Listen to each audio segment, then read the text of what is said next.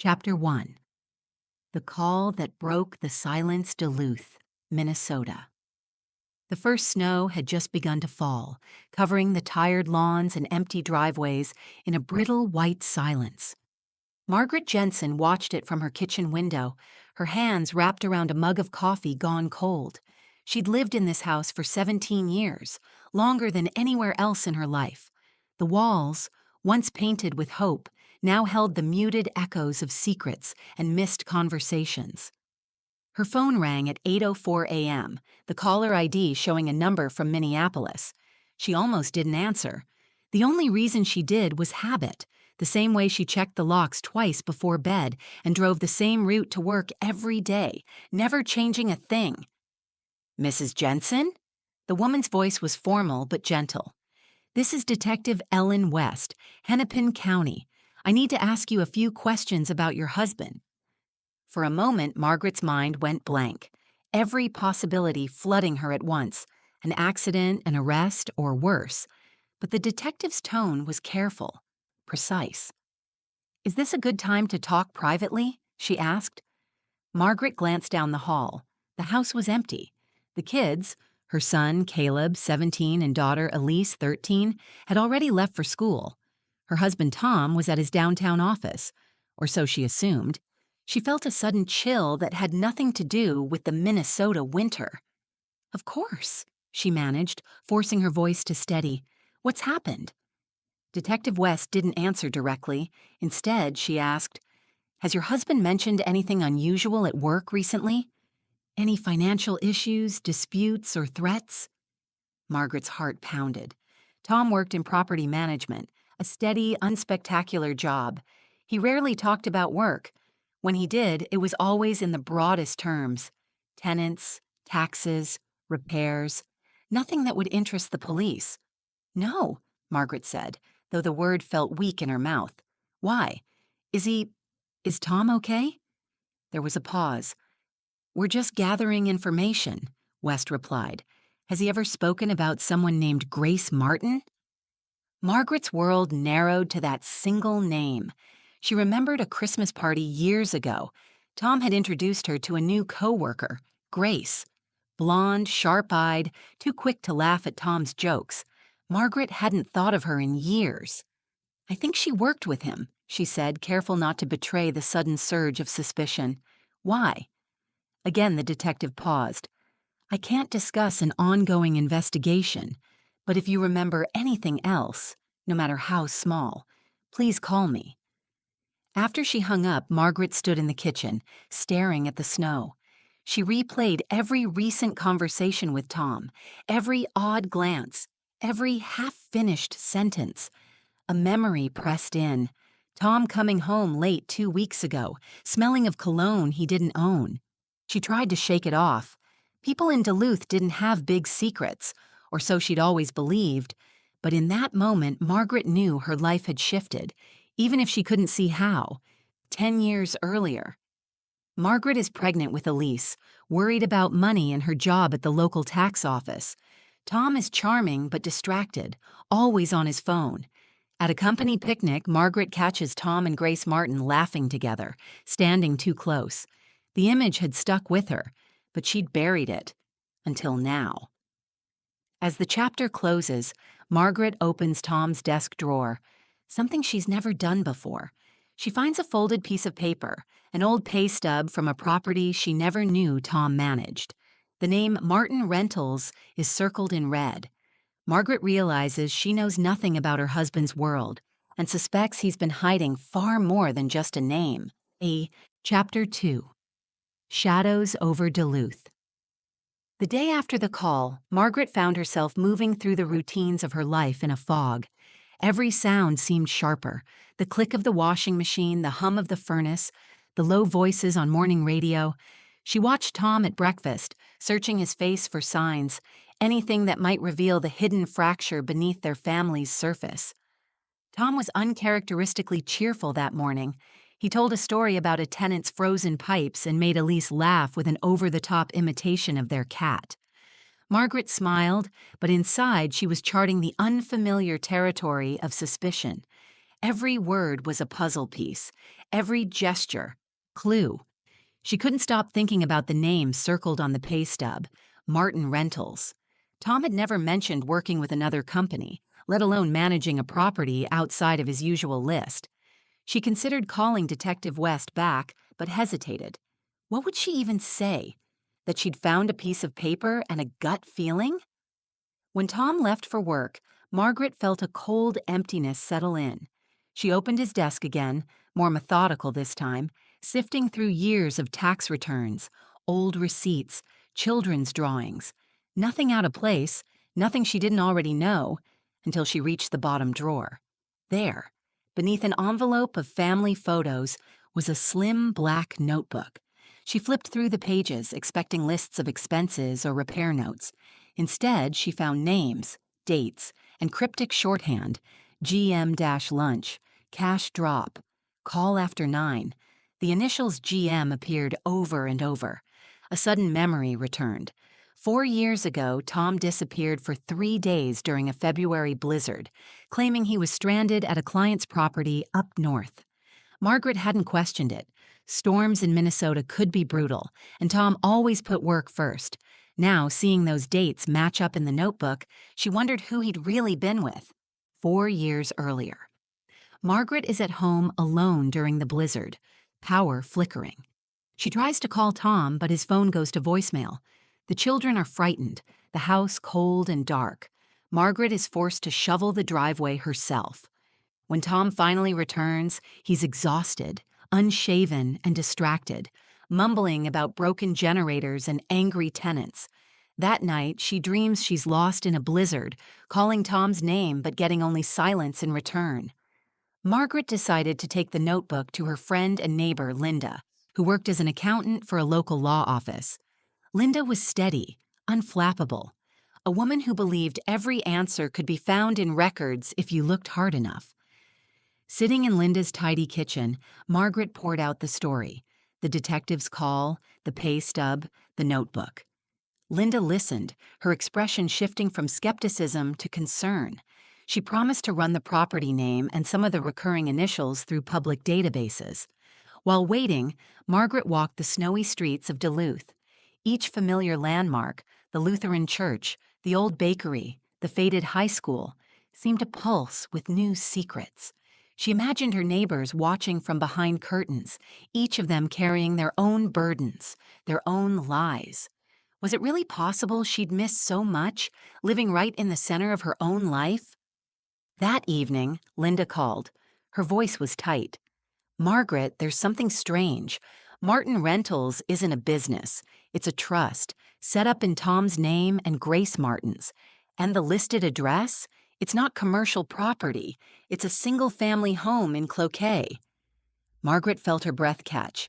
Cloquet was only 20 miles away, a short drive, a world apart. She remembered once, years ago, Tom had offered to take Caleb fishing on the St. Louis River, but Margaret had been sick. Tom went alone, promising to make it up to Caleb later. That was the same weekend the trust had been established, according to Linda's search. Margaret drove to Cloquet the next morning, her hands shaking on the wheel. When she arrived at the address, she didn't see a "for rent" sign or any sign of life. But as she approached, she saw a girl about Elisa's age step out onto the porch, her eyes the same gray-blue as Tom's. Margaret's world tilted. She realized she wasn't the only one searching for answers, and suddenly, the cost of the truth seemed much higher than she'd ever imagined. Chapter 3. Faces in the Snow. Margaret sat in her car for a long moment, watching the girl linger on the porch. The house in Cloquet was modest, single-story, white siding graying with age, a tired maple tree in the yard. In the quiet morning air, every movement seemed amplified: the crunch of ice beneath Margaret's boots, the creak of the porch steps, the girl's uncertain smile. As she approached, Margaret's heart pounded with a dizzying mix of dread and something almost like hope. She forced herself to speak. "Hi there," she said softly, forcing a gentle smile. "Is your mom or dad home?" The girl studied Margaret for a long, silent moment, her blue-gray eyes wary but curious. My mom's at work, she said finally. My dad, he's not here today. Margaret's throat tightened. The girl couldn't have been more than 13. Her hair was the same wheat blonde as Tom's when he was a teenager, a detail Margaret knew from old family albums. My name's Margaret, she said quietly. I used to know someone who worked with your mom. Is she Grace? The girl nodded, shifting on her feet. Yeah, Grace Martin. She works at the hospital. She doesn't get home till late. Margaret's mind raced. Cloquet's hospital was small. Nurses and staff there tended to know all the local families. Trying to mask her trembling, Margaret handed the girl a business card, just her name and number. Would you tell your mom I stopped by? I'd really like to talk to her about an old friend. The girl hesitated, eyes narrowing. You know my dad, too? Margaret's stomach lurched. Maybe, she replied. What's his name? Tom, the girl said, with the innocent certainty only a child can have. He visits sometimes. He says he has to work a lot, but he always comes for my birthday. Margaret barely managed a nod, her face a mask. That's nice. I hope he brings you something special this year. As she returned to her car, the air seemed to close around her, heavy with unshed tears and silent questions. Her hands shook on the steering wheel as she drove back to Duluth. Every mile, a new possibility crowded her mind. What had Tom built here? How much of their family's life was a performance, a cover for something Margaret had never suspected? When she arrived home, she found Linda waiting on her porch. Linda's expression told Margaret everything. She'd figured out more than she'd wanted to. Inside, over a pot of tea, Linda shared what she'd discovered. I dug a bit deeper, Linda said. That trust, Martin Rentals, has paid property taxes here for almost 10 years. The payments come straight from your joint account, hidden as utilities. It looks like he's been supporting Grace and her daughter the entire time Margaret's world shrank to the edges of the kitchen table. Her hands gripped her mug. Her daughter's name is? Lila, Linda answered. Born the same summer Tom was supposedly in Chicago for a conference. That summer, Margaret had struggled with postpartum depression after Elise's birth. Tom was gone for nearly 2 weeks, calling rarely, always busy. She'd attributed his absence to work, never questioning his loyalty. The memory of his gentle voice on the phone, promising he'd be home soon, felt now like a dagger. Margaret felt the weight of every unasked question, every ignored intuition. How many times had she explained away his disappearances? How many birthdays, anniversaries, and ordinary evenings had he split between 2 families? That night, Margaret watched Tom at dinner. He seemed distracted, his phone always at hand. Elise chattered about a school project. Caleb argued about curfew. Margaret barely heard them, lost in her own calculations. After dinner, she quietly followed Tom as he took out the trash. In the dark by the garage, she confronted him. There's a house in Cloquet, she said, voice barely above a whisper, and a girl who looks just like you. Tom froze. For a second, his mask cracked, but then he smiled, tired and guarded. Margaret, you don't know what you're talking about. You're letting your imagination get the best of you. She stepped closer, her anger ice cold. Stop lying to me. I saw her, Tom. I spoke to her. Her name is Lila. He turned away, hands buried in his coat pockets. I was trying to protect you, he muttered. It's not what you think.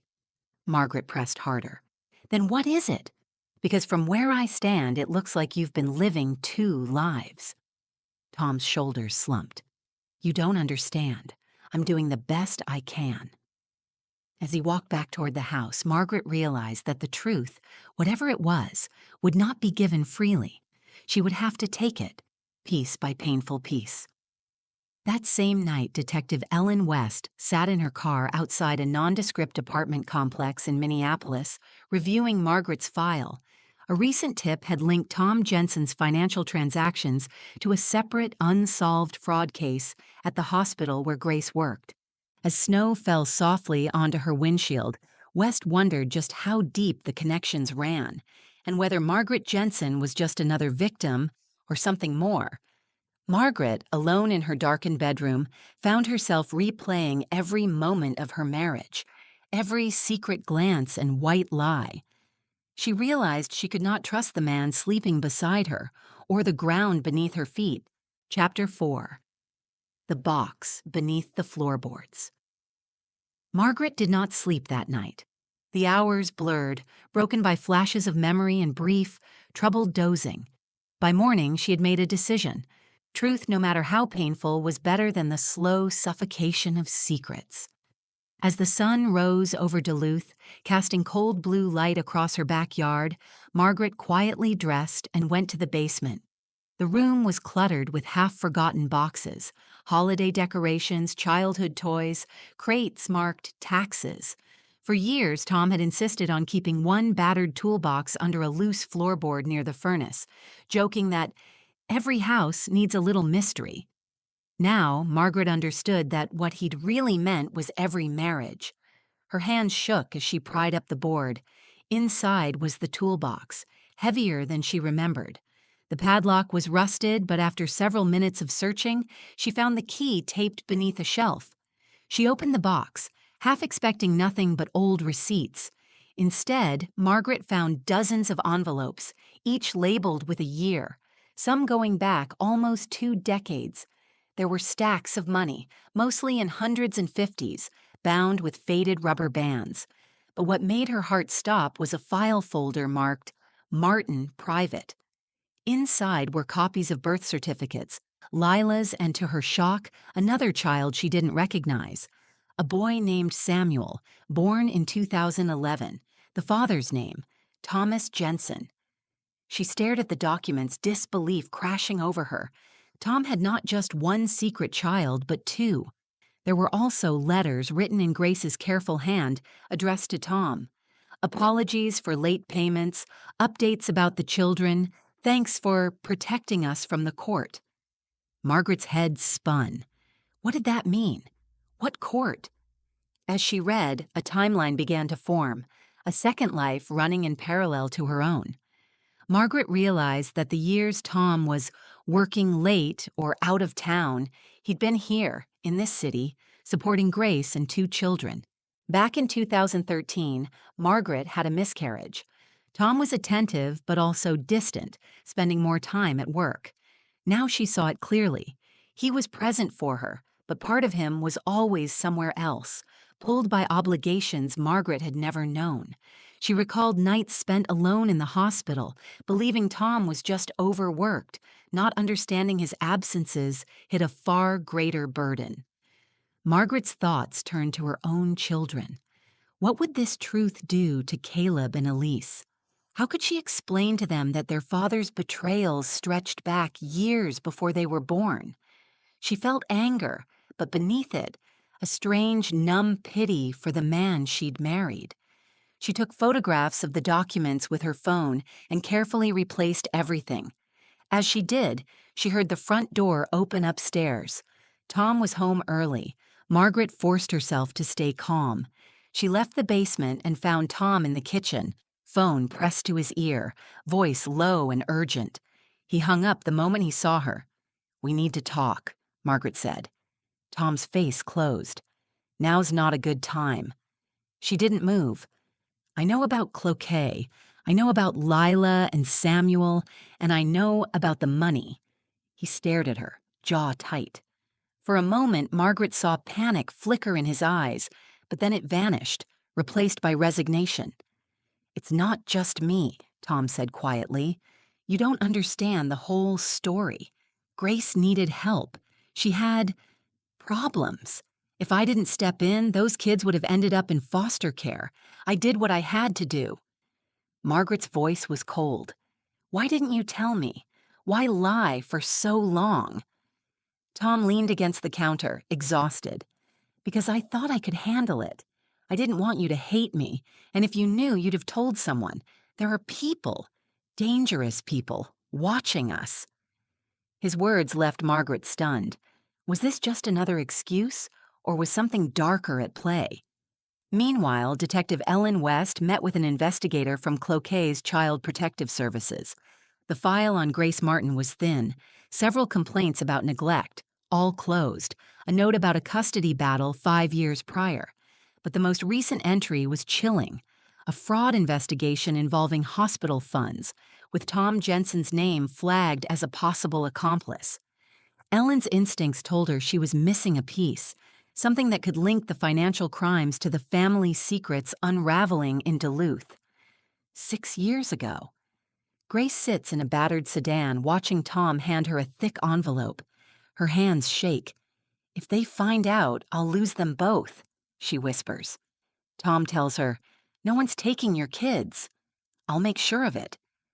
The two exchange a look, gratitude, fear, and something that could almost be love. Back in the present, Margaret pressed Tom for answers. Is it just about Grace and the children, or is there something else? Are you in trouble with the law? Tom hesitated. Not in the way you think, but someone else is pulling the strings. If I go down, it's not just me. It's all of us. The meaning in his voice chilled Margaret to the bone. That night, Margaret received an anonymous text message. If you love your family, stop digging. Some secrets are meant to stay buried. As her hands trembled, Margaret realized she was caught in something far bigger than her marriage, something that could destroy everything she'd ever known. Chapter 5. Old Wounds. The anonymous message echoed in Margaret's mind long after her phone screen went dark. If you love your family, stop digging. Some secrets are meant to stay buried. Sleep became impossible. Every shadow in the house felt watchful, every noise outside a potential threat. Margaret's world, once so predictable, now felt like a labyrinth with no safe exit. The next morning, Margaret watched Tom as he prepared breakfast for the kids. He moved with practiced normalcy, pouring orange juice and buttering toast, as if their lives weren't fracturing at the seams. Elise asked about a field trip. Caleb grumbled about math homework. But behind Tom's careful smile, Margaret saw tension, like a man bracing for an earthquake. She waited until the children had left for school before speaking. Who sent that message? Tom barely looked up. I told you, some people don't want this coming out. Not just for me, for all of us, Margaret pressed. Who are they, Tom? Is it Grace? The hospital? Someone else? He shook his head, jaw tight. Don't ask questions you can't handle the answers to. Margaret's anger boiled. I deserve the truth. You owe me that much. Tom's voice was soft. You're not the only one with something to lose. Margaret realized then that Tom was protecting more than just himself. He was shielding Grace, the children, and perhaps something even darker. Every answer brought more questions. 12 years ago. Margaret stands at her father's grave in a frozen cemetery outside St. Paul. Her mother, pale and bitter, whispers, Secrets are poison, Maggie. They'll eat you from the inside out. Margaret, then heavily pregnant with Caleb, promises herself she'll never let secrets take root in her own family. But standing in the present, she feels that poison spreading through her bones. Determined not to let fear rule her, Margaret visits Cloquet again, this time seeking Grace, not just answers. The drive is tense, the sky leaden with snow. At the hospital, she finds Grace in the cafeteria, sipping coffee and reading a medical chart. Grace sees Margaret approach and stiffens.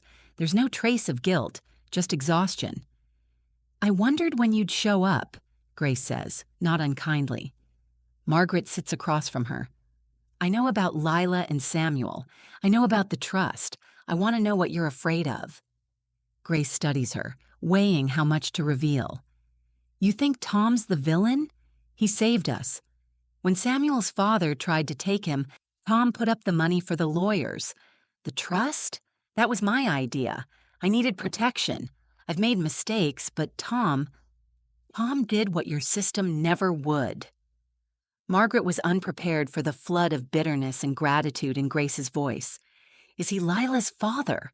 Margaret asked, barely breathing. Grace hesitated. Not by blood, but in every other way that matters, yes. Margaret pressed on. Then who sent the message? Who are you both so afraid of? Grace lowered her voice. There's money missing from the hospital. I found it, and I tried to make it right. But once you know, you can't unknow. Tom was just trying to help keep it quiet. For the kids' sake. Not for me, not for him. Margaret's mind spun. Who stole the money, Grace? A shadow crossed Grace's face. Someone you wouldn't suspect. Someone with power. I can't say more. I won't. The conversation ended abruptly when a security guard entered. Grace stood and left without a backward glance, leaving Margaret with more questions than answers. On her drive home, Margaret's phone buzzed again. This time, the message was a photo. Her children, Elise and Caleb, walking out of school. No text, just the picture. The message was clear. Stop digging. Detective Ellen West, meanwhile, was closing in. She'd subpoenaed hospital financial records and tracked a series of cash withdrawals matching Tom's visits to Cloquet. But something didn't add up. The hospital's CFO, Carl Harris, had quietly resigned 2 weeks before the investigation started. His whereabouts now unknown. In her notes, West circled 2 words. Internal accomplice? 5 years ago. Tom is cornered in his car by a well-dressed stranger. You keep your mouth shut and everyone stays safe. Step out of line and you lose everything. Tom nods, fear in his eyes. The stranger smiles, cold and certain. You're a useful man, Mr. Jensen. Don't forget why you're here. Back in the present, Margaret sat in the dark, her nerves frayed. She realized with horror that her own children were now leverage in someone else's game.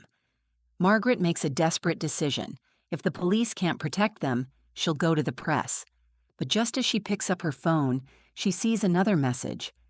You have until midnight. After that, all debts are due. Her hands tremble.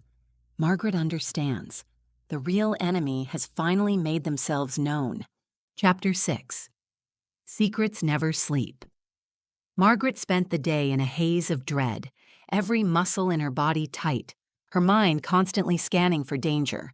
She kept her phone at hand, expecting the unknown sender to strike again. Each time her children laughed in another room, relief mixed with fear. How long would their innocence survive the shadows she'd dragged into their lives? As the afternoon waned, Margaret drove to the newsroom of the Duluth Tribune, her heart pounding with every red light. She rehearsed what she'd say, the documents, the threats, the photos. The need to protect her children was greater than any fear. But as she parked, a battered blue pickup pulled in behind her. Tom climbed out, his face grave. "Don't do this, Margaret," he said, voice low and hoarse. "If you go public, they'll retaliate. You think you're protecting the kids, but you'll be putting a target on all of us." She hesitated, fighting the urge to scream. "If you know who they are, tell me. Give me something.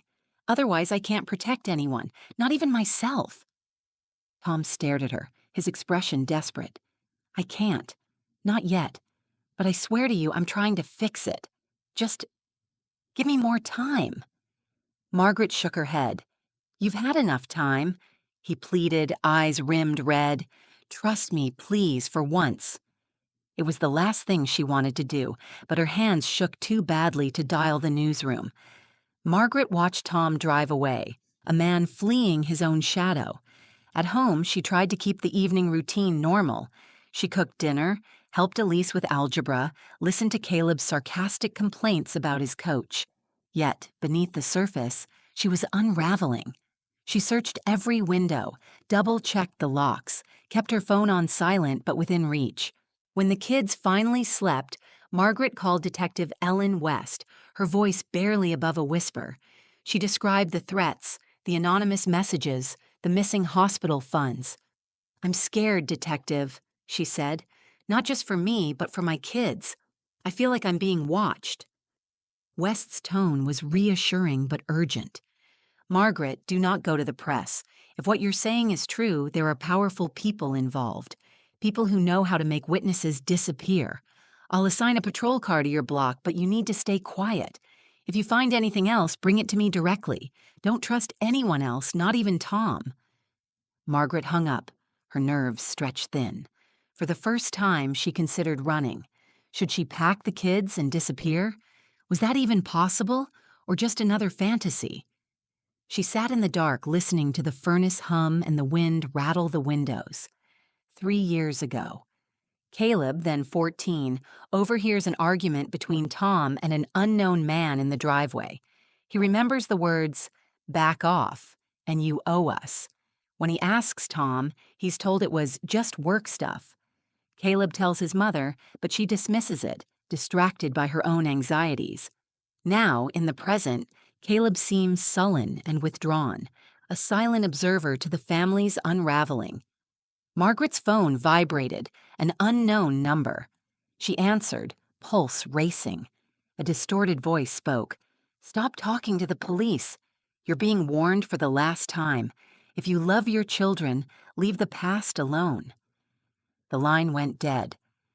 Margaret stared at her reflection in the kitchen window, feeling hunted, but then her fear crystallized into resolve. Whoever was behind this, they were terrified of the truth. That meant there was something more, something everyone was still hiding. Detective West met that evening with a tech forensics specialist. Together, they traced the threatening texts to a burner phone purchased with cash in Minneapolis. Surveillance footage from the store showed a tall man in a baseball cap, features obscured, but a familiar limp. West's mind raced. Carl Harris, the missing CFO, had walked with a limp since a skiing accident last winter. She called Margaret immediately. "Has Tom mentioned Carl Harris, the hospital's finance chief?" Margaret's heart skipped. He mentioned him once, said he was a numbers guy, didn't like him much. Why? West's voice was grave. "We believe Harris is involved in the embezzlement and possibly the threats. But someone's helping him, someone with access to your family. Be careful. Trust your instincts." Months earlier. Grace waits in a hospital hallway. Carl Harris corners her, voice silky. "You want to keep your job? Stay quiet about the missing money. Don't drag Jensen into this, unless you want your children taken from you." Grace nods, tears in her eyes, trapped in a game with no exit. Back in the present, Margaret paced her living room. She considered her options. Police, the press, fleeing, fighting. She realized with a kind of cold clarity that survival required not just bravery, but cunning. If the truth was dangerous, so was silence. She needed proof, something undeniable. That night, after Tom fell asleep, Margaret searched his phone. She found a string of encrypted texts, most from unlisted numbers, but one, labeled CH, stood out. The last message read, "It's almost done. After tonight, we're clear. No more loose ends." Margaret screenshot everything and sent it to Detective West. But just as Margaret pressed send, the power went out. The house plunged into darkness. Footsteps crunched outside, and someone began pounding on the front door. Margaret realized too late that the truth had finally come for her. Chapter 7. The web tightens. The pounding on the door shattered the stillness.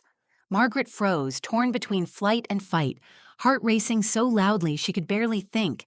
She glanced toward the stairs. Her children slept just above, oblivious. She had to protect them.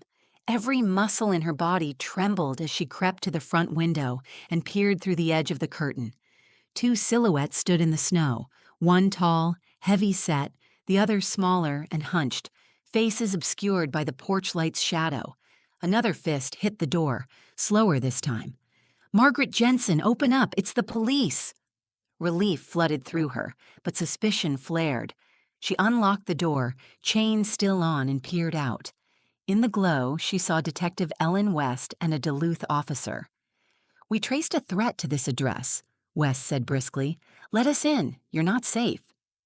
Margaret let them inside, her knees weak. They were outside. I heard footsteps.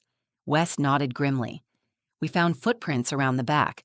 Whoever it was, they're gone now. But you're being watched." She looked around the house, eyes sharp. "You need to leave tonight. We'll arrange a safe house for you and the kids." Margaret's mind whirled.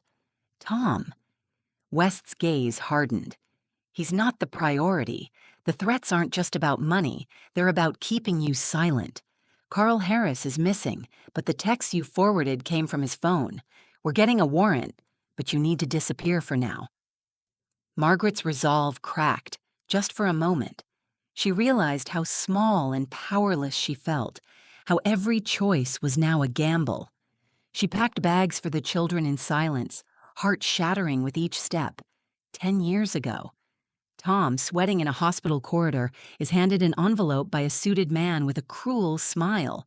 Carl Harris. One more mistake and you lose everything, Tommy.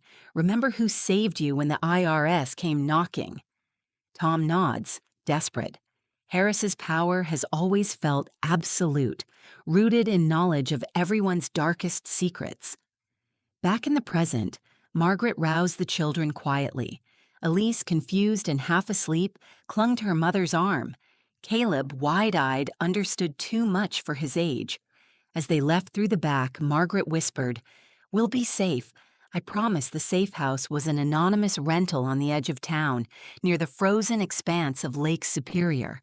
The kids slept restlessly, murmuring in their dreams. Margaret sat at the table with West and a second officer, going over every detail: threats, finances, family secrets. West pressed, "When did Tom start withdrawing large sums? Was it before or after the trust for Grace and the kids?" Margaret traced the timeline in her mind. It started right after his audit. He was terrified, thought we'd lose everything. That's when Carl Harris came into the picture. West jotted notes. He was blackmailed, first with money, then with secrets. Margaret nodded, voice thin. He wanted to protect us, but every choice tied him tighter. West's jaw set. "If Harris is threatening you now, he's desperate. We're close. There's a reason he's keeping you in the dark. He needs something only your family can give." As dawn broke, Margaret dozed, head on the table. She dreamed of her father's warning. Secrets have a way of turning on their owners. She awoke to the officer gently shaking her shoulder. "There's a call for you, Mrs. Jensen. He says it's urgent." Margaret took the phone, voice trembling. On the other end, Tom's voice was strained but urgent. "You can't trust anyone, Maggie. Not West, not even the police. Harris owns people everywhere. You have to disappear. Take the kids and run. I'll meet you at the place by the old mill. Don't tell anyone." Margaret's pulse pounded. Was this Tom protecting them or luring them into a trap? She hesitated. West watched her, eyebrows raised. "Tom wants me to run," Margaret admitted. West's eyes narrowed. He could be right, or he could be desperate. Harris is dangerous, but Tom's made mistakes. You have to decide who to trust. Margaret stared out at the gray Minnesota dawn. She saw only tangled choices, each one shadowed by betrayal. Meanwhile, Grace sat in her own apartment, watching Lila and Samuel sleep. Her hands shook as she texted someone with a new phone. "They're moving tonight. If you ever cared, help her." A reply came. "Too late for help. Only way out now is through." Grace wept silently, caught in the crossfire of other people's wars. 8-year-old Margaret hides in a closet, listening as her parents argue about what must never get out. Her mother's voice brittle. "If anyone knew, they'd destroy us."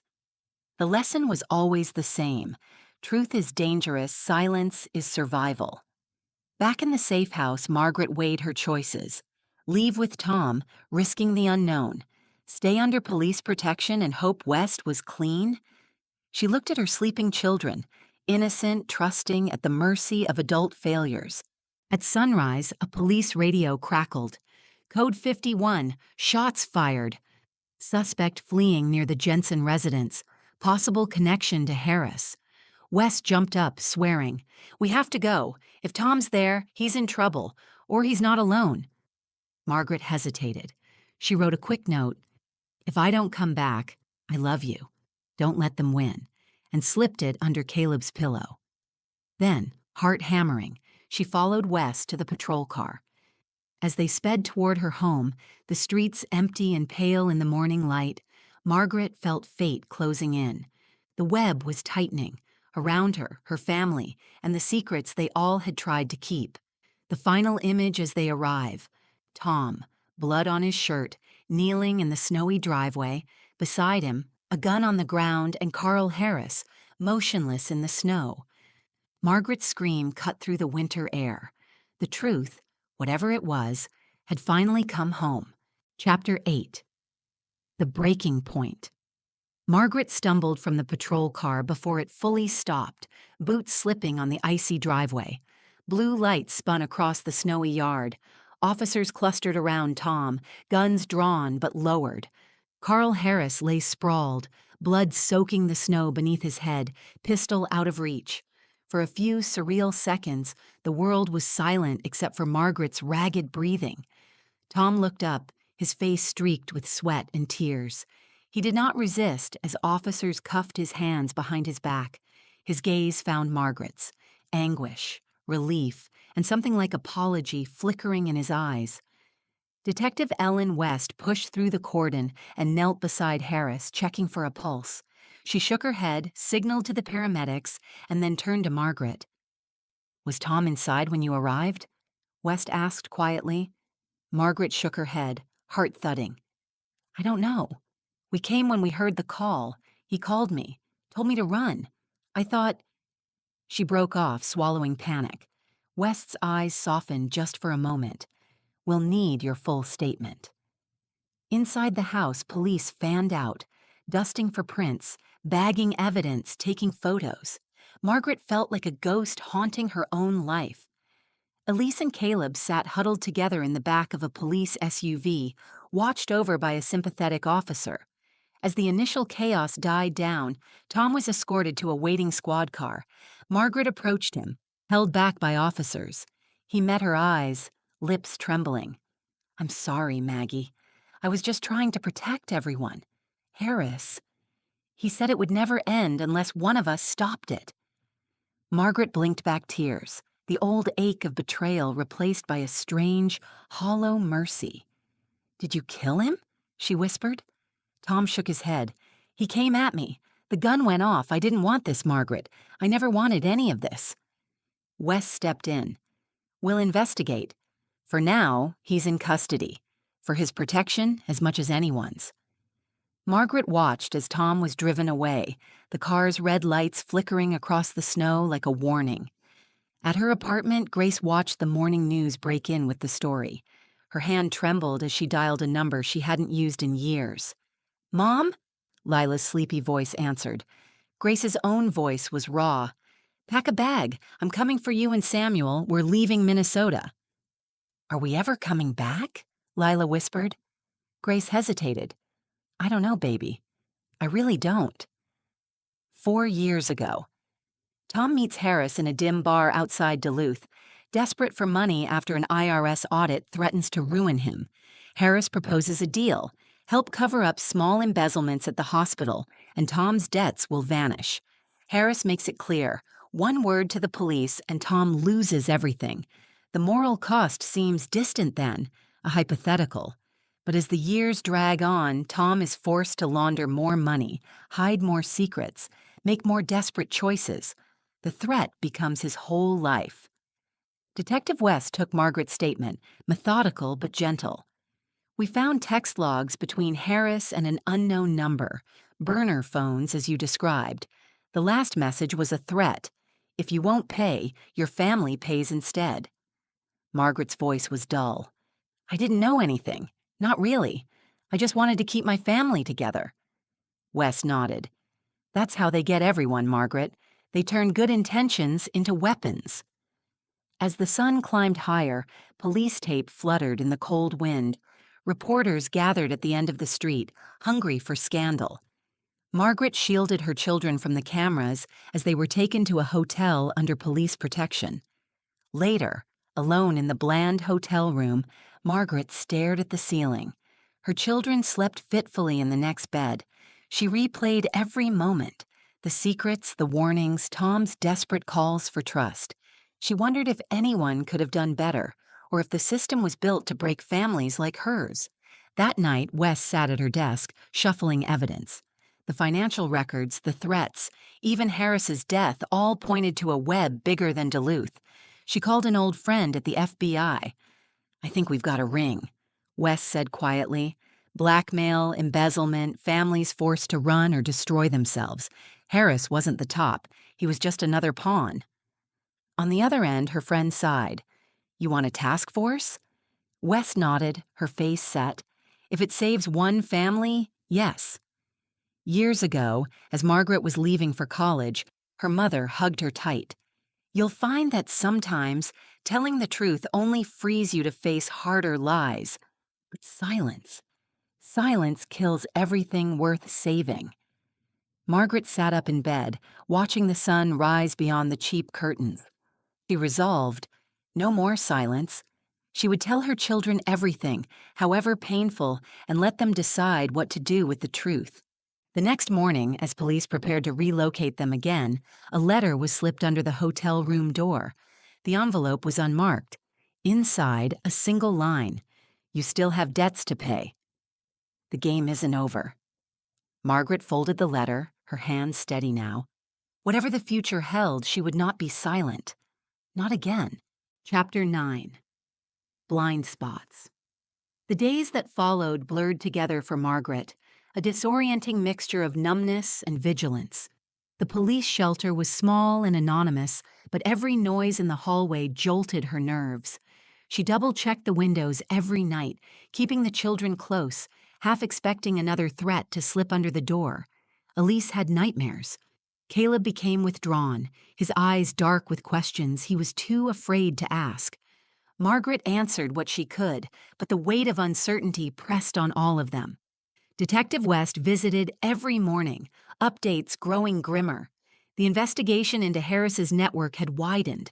Bank records, property seizures, long-buried files emerging from dusty archives. But one truth repeated itself. Families had been used as pawns, caught in a web of blackmail and fear. Margaret found herself at a crossroads. Running was no longer an option. Hiding, equally impossible. The only way forward was through the heart of the storm. One night, while the children slept, Margaret went through the envelope West had given her. Statements, coded ledgers, lists of names, victims and accomplices both. At the bottom, she found a faded photograph from nearly 20 years before. There was Tom, smiling beside a much younger Harris, and behind them, half-turned, a woman Margaret recognized with a jolt, her own late mother. A chill ran through her. Margaret remembered childhood whispers, her mother's half-concealed panic whenever the phone rang at night. What had her family been hiding? Was this web older than her marriage?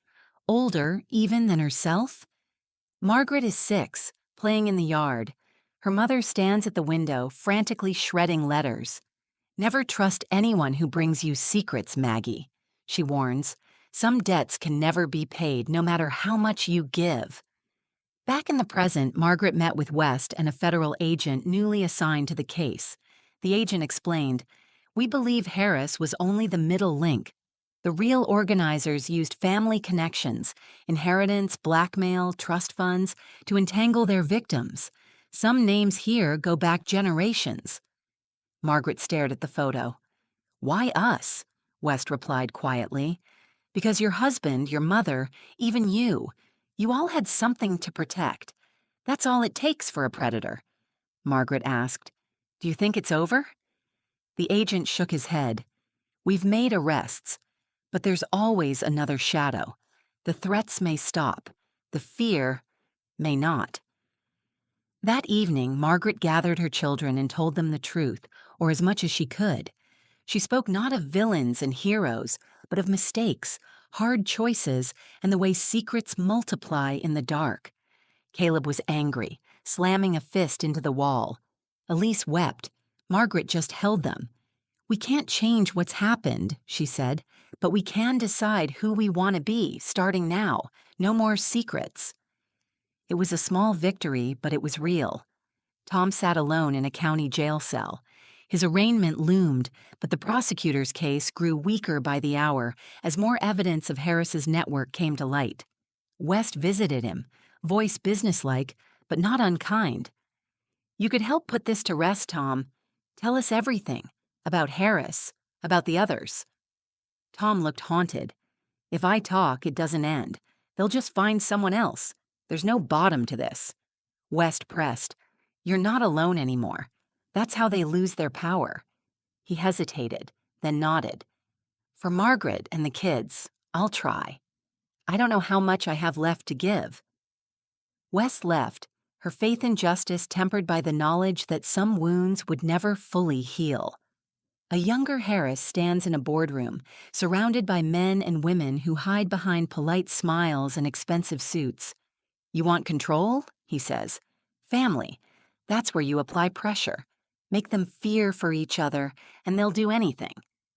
The circle nods, the foundation of decades of manipulation set in place. One afternoon, as snow fell steadily outside, Margaret found herself wandering Duluth's empty streets. She ended up at the old Lutheran church where she and Tom had married. Inside, the pews were empty, the air cold and still. She knelt and tried to pray, but no words came. Instead, she let herself feel everything: rage, grief, relief, exhaustion. For the first time in months, she allowed herself to mourn, not just for what was lost, but for the illusions that had kept her trapped for so long. When she stood, a woman in the back pew approached, a face Margaret almost remembered. "You're Margaret Jensen, aren't you?" Margaret nodded, wary. The woman smiled, sad and kind. "I knew your mother. She tried to protect you. All our mothers tried. But sometimes, the only thing to do is tell the truth, even if it's dangerous." Margaret nodded. "I'm trying." The woman pressed a slip of paper into Margaret's hand. "Then start here. This is where it all began, and where you can finally end it." As Margaret stepped outside, the snow swirling around her, she read the address on the paper. An abandoned farmhouse outside Two Harbors, Minnesota. The place where Harris had begun it all. The place, perhaps, where it would finally end. Margaret knew she had one last move to make, and this time she would face the darkness with her eyes wide open. Chapter 10. The Edge of Forgiveness.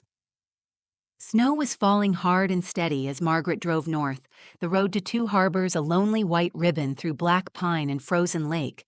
Her hands gripped the wheel, knuckles white, heart pounding as the farmhouse appeared, a gray shape, battered by time, half buried in snowdrifts. She parked at the gate, memories crowding her mind. Her mother's warnings, Tom's confessions, the endless cycle of secrets. All roads had led here, where her family's entanglement began and where, Margaret hoped, it might finally end. Inside, the farmhouse was cold and silent, air heavy with dust and regret.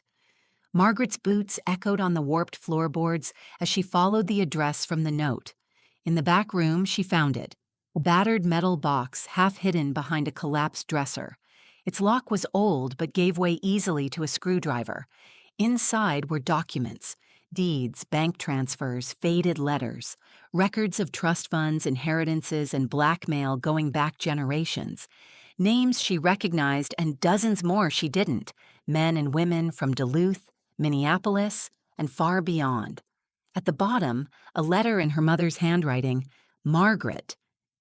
If you're reading this, you've found what I never dared face. I tried to protect you, but there are debts you inherit by birth. I made choices, some to save you, some to save myself. I hope you'll do better. I hope you'll forgive us. Tears stung Margaret's eyes. She realized in that moment she was not alone, not the first nor the last to face the weight of old sins. She sat on the cold floor and cried, quietly but completely, for her childhood, her marriage, her lost illusions, and the mother she never truly understood. When the tears stopped, Margaret gathered the documents, heart pounding. She called Detective West. I found the ledger, all of it, the money, the names, everything. West's voice was taut with excitement and fear. Stay there, I'm coming. We'll end this together. In jail, Tom was called for another interview. This time, he told everything. How Harris had trapped him, how the threats worked, how he'd laundered money under duress, trying to shield Margaret and the children. "I'm guilty," Tom said, eyes hollow, "but not of everything you think. I wanted out for years, but it was never that easy." The prosecutors listened. Some charges would remain, but the full truth weakened their case. For the first time, Tom saw a glimmer of something he'd lost. Not hope, but a kind of peace. Margaret, age 10, listens as her mother tells her a story. Not a fairy tale, but a warning. "There are things you'll never understand, Maggie, because I chose to keep them from you. That's what mothers do. But one day, you'll have to decide what you're willing to carry and what you're willing to let go." Margaret, in the present, felt that day had finally come. Detective West arrived at the farmhouse as dusk settled, the world outside gone to blue twilight. Together, she and Margaret photographed and logged the documents. The evidence would crack the blackmail network, maybe even save other families from what the Jensens had endured. But when the last document was sealed in a police bag, West turned to Margaret. "You don't have to testify, you've done enough." Margaret shook her head. "I'm tired of being afraid. I'll tell the truth no matter what it costs." Wes smiled, sad but proud. "It'll help more people than you know, but it won't erase the past." Margaret nodded. "I know, but maybe it's enough to start again. For my children, at least." In a small apartment hundreds of miles away, Grace helped Lila and Samuel unpack. Their world was smaller now, but lighter. Grace sat by the window writing a letter she'd never send. "Margaret, thank you for fighting when I couldn't. I hope you find peace. I hope we both do." Weeks passed. The network began to crumble as more names were exposed. Some, like Tom, found a measure of mercy. Others fled. Others faced justice. Margaret testified, not out of revenge, but for release from the grip of generations-old secrets. The press called her the woman who broke the chain. Margaret never read the articles. She spent her days quietly rebuilding life with Caleb and Elise. She mourned her marriage, but forgave Tom, not for what he'd done, but for why he'd done it. One spring morning, standing by Lake Superior, Margaret watched her children laugh for the first time in months.